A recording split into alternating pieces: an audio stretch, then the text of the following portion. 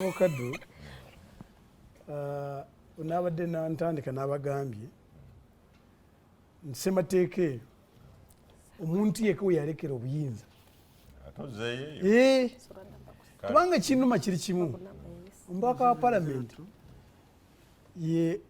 mukozi wa gavumenti mu Uganda wumanyi asasulwa obulungi nga yayegigerekera omusaala omuwa omusolo gwasasula bw'abanga alabye nti waliwo ekirumira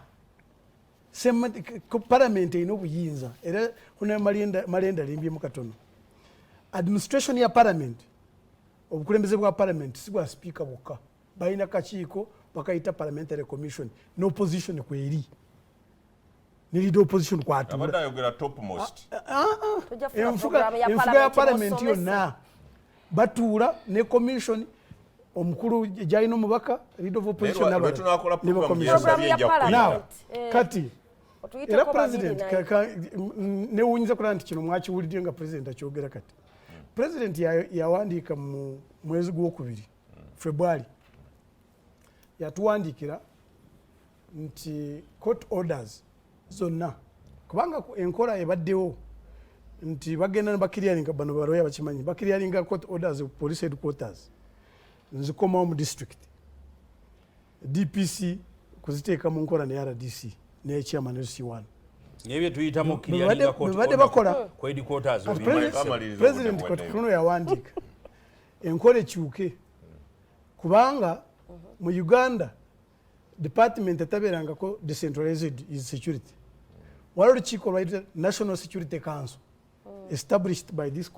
constitution ne Security Act kati olukiiko lwa National Security Council lukiikirirwa ku district olukiiko lwayita District Security Committee so ku lw'okugobaganya abantu kubaddewo bumbadde nsuubira nti ababaka ba palamenti kyabandi badde bakisanyukira president yatuwandika n'agamba okukiryalinga nti bagoba abantu mu kitundu bate babagoba buleme kuba okusalawo kwa DPC ne RDC bokka batuuze olukiiko lwa DS District Security Committee etuulwako resident state Anthony munamateeka etuulwako mulamuzi chief magistrate oba magistrate grand bonna banamateeka and they are the advisors of the District Security Committee tuyinawo n'olukiiko olulala baluyita District Coordination Committee olukulemberwa omulamuzi all those are lawyers so president kyagezako kugamba nti abantu baffe abatalinamu asirizi baleke gobaganyizibwanga baloya kiyinza kubanyiiza kubanga baloya basena mazima tabangu njakuza nsonga president kunkomeyo government bwe yonooneka oba wabawo ekizibu bagamba nti government ya Museveni kati government ya Museveni yagambye titwagala batalinamu asirizi okubagobaganyanga sibula kulwaffe ffenna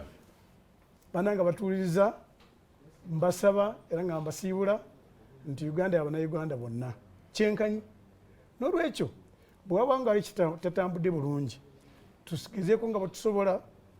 okuwangana amagezi mu kitiibwa n'okuwabulagana ate n'okumanya nti Uganda esinga ensonga y'abavubi n'eyange ya State Square tweyanziza nnyo mwebale nnyo obudde bwe muweddeyo mwebale nnyo tweyanziza Ssaabasajja Kabaka awangaale